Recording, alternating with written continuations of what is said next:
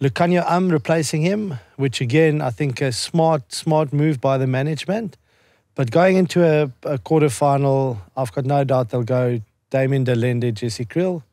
Try and test it now. They've played together. They is back also, right? Yes. Okay, so he's on ice. He hasn't played. Yeah. I think that it'll be the same approach as with Henry when he came in, you know. So even though Lukhanyo's been part of the squad for such a long time, you know, you're now out of it for 6 weeks. Yeah. 6-7 weeks. And things change during that period. So it takes time to get used to the playbook, subtle changes that they might have had within that environment.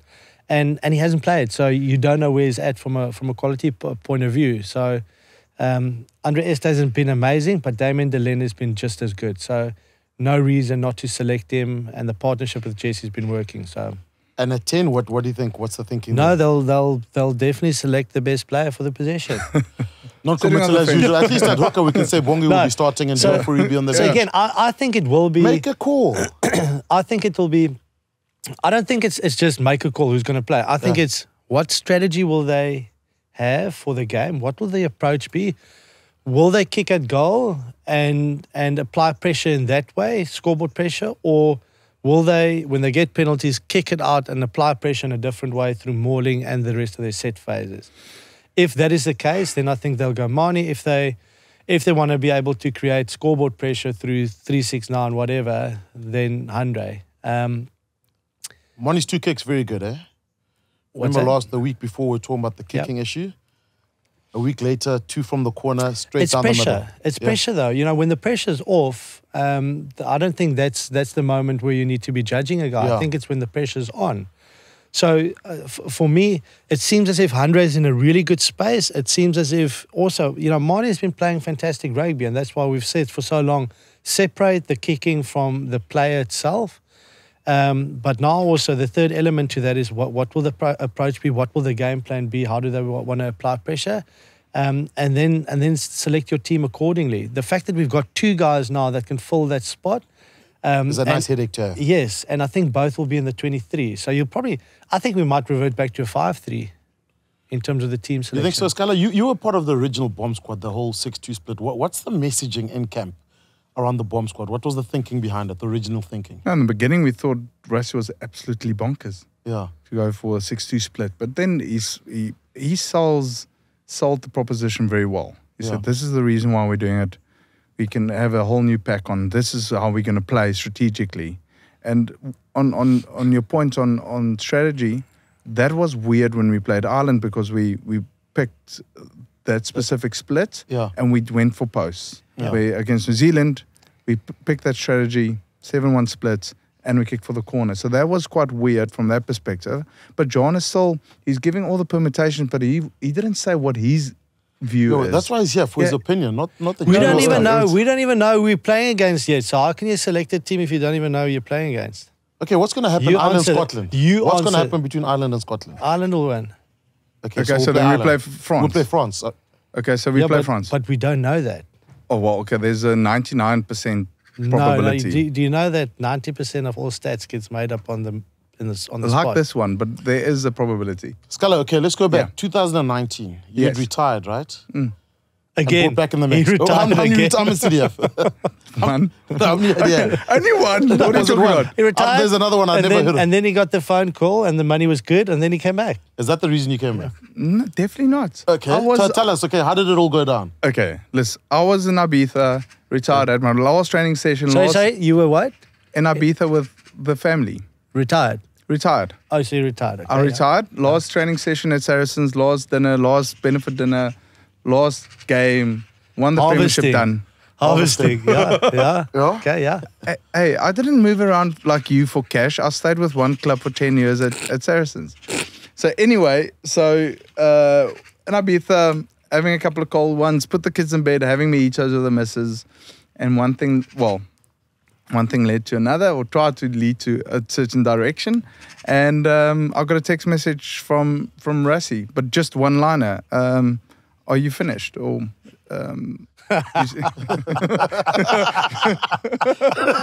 Just rethink what you just said, please. Just rephrase. It's a direct translation from Afrikaans. Is your line up? Are you finished?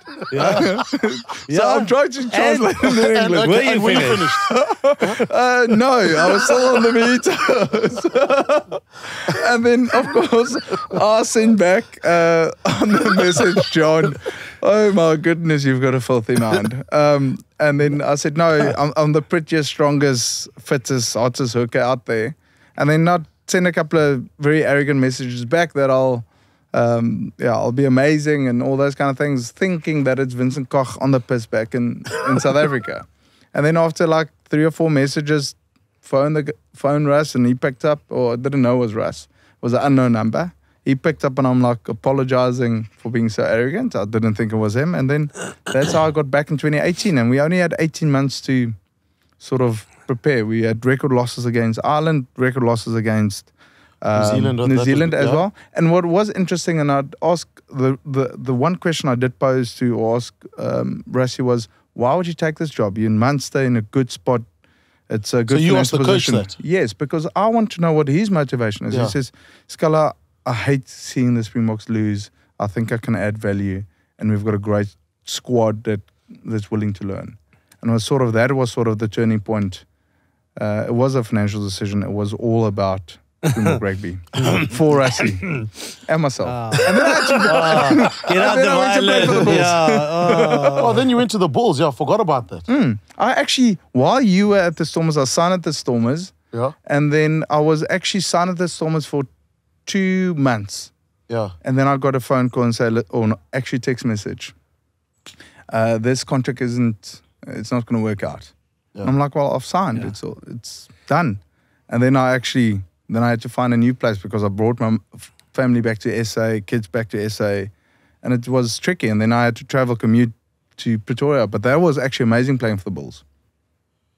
So did you enjoy like staying away from your family? Yeah, was that because your family was playing in Cape for the Town? Bulls. And you were in Family Victoria. Is that decision. why it was amazing playing for the Family Bulls? decision, but you Family didn't decision. stay with your family. For my beef that you're leaving them in Cape Town and you were traveling up and Jeepers. down. What are you, a bachelor? You guys What, know. did you enjoy the that bachelor lifestyle or what? it was myself and Dwayne, so we both Okay, commuted. now throw your mate in it now. Throw your under the mate in it bus. now. You can't go down by yourself. You got to bring Dwayne down. No, with we you. stayed in a hotel. I can't believe this. Look, we flew up Monday mornings, back on Wednesdays, up on Fridays, back on Saturdays, depending on what time the game was. Yeah. So it was for the bigger cause to win a World Cup. Yeah. We saw a lot during Chasing the Sun. Yeah. Anything else outside of that wasn't shown on TV that was quite spicy? We've heard of some big motivational talks, some videos being sent to you guys pre-England. I think what people don't know is the pressure the squad came under with the bomb squad. Yeah. Show me there was a lot of racial tension. Personal players got personal messages through social media, and as a leadership group, we got together and said, okay, let's send out a unified message to everyone. Yeah. And Rassie, funny enough, Rassie said that's not the way to do it. I say let's get together, show irrelevant of your background, your race, your religion, where you grew up. Let's show the country that irrelevant of those background things, that we can work together and actually show them what to do. And from that perspective, that whole social media thing we pushed aside and just focused on the game and giving hope. And that sort of gave us an extra motivation to win, not win the World Cup, but show the country that we can do it together. Yeah. And that was sort of, I think, quite a catalyst to our success in that World Cup. Yeah. That wasn't emphasized so much in Chasing the Sun. Talking about World Cups and key moments there, that quite nice to see the Tongan and Springbok players. You saw the huddle after the game. Yeah, well, I spoke about the rugby fraternity earlier, and then you guys were, head boy. No, now you bring it back. We're joking. Now you read your next card, and now suddenly it's back on there. That was a joke, Sean. I thought I'd bring you back to the rugby fraternity, the love shared. Well, you like holding chatting hands. about it. Yeah, you like chatting about it, Sean. Check out they organised that plane to fly by for the show. That's Brian Abana going to work. Oh, that's actually very cool. And his own jet. Yeah, that's Brian Abana's right. That's Brian Abana's taxi. That's right, Brian. It was a cool moment, eh? Yeah. Seeing I mean, firstly, credit to the Tongans for the way that they played in that game. Binta Mafuna, Jeeves. They were up for it. Yeah. Ben had a huge game, and a couple of others as well. So we saw some of the Springbok players the following day, and you saw a couple of blue eyes and certainly sore bodies. It's always nice when you see a game that is so physical, so tough.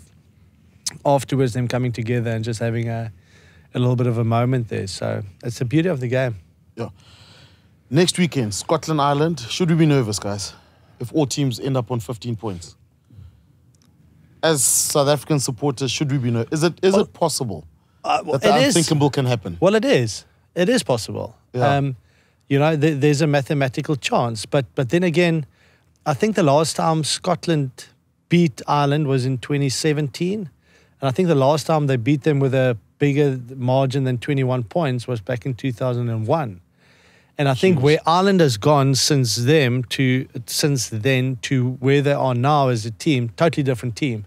I think the professionalism that we've seen within that squad, the players that they have, the coaching team that they have, I just can't see if Scotland plays at their best and Ireland playing at their best, that Scotland can beat Ireland. Yeah.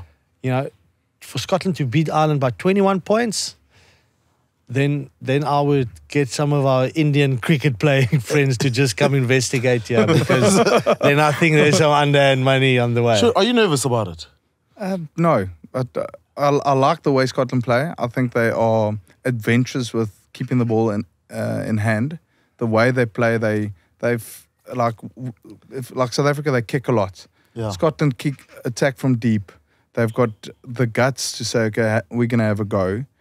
Ireland with Andy Farrell's coach, it was very interesting speaking to some of the players, and this was a couple of years ago that Andy had a chat with them and said, listen, we need to discuss about this monkey on our back. And what is it? It's we haven't gone past the quarterfinal. And no other coaches in Ireland has ever spoken about it, and Andy Farrell addressed that point. He said, okay, why did we not make it?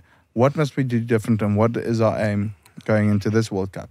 And Andy Farrell has taken that, I would say, it's probably going to be shot for this, but it always felt like Ireland had a soft underbelly going into when the pressure gets tough, there's a lot of pressure. And from that perspective, when I saw they played South Africa, that first 20 minutes for me, they got physically dominated. They lost 5 lineouts or 6 lineouts, and they changed their lineout structure, the way they played, and they just kept on going and knew that they had the belief to beat South Africa. And that is why I think Scotland's going to have a hard time to beat. How does Scotland beat Ireland, though? Also, I just before I get to that, they score more points. Before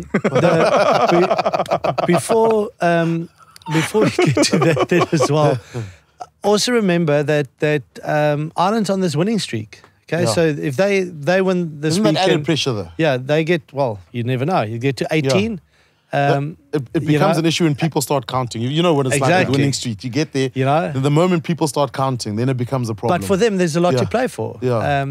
To get to that streak and past it. So, I think the pride of any single, there are talks of Ireland will just go and throw the game or something like that.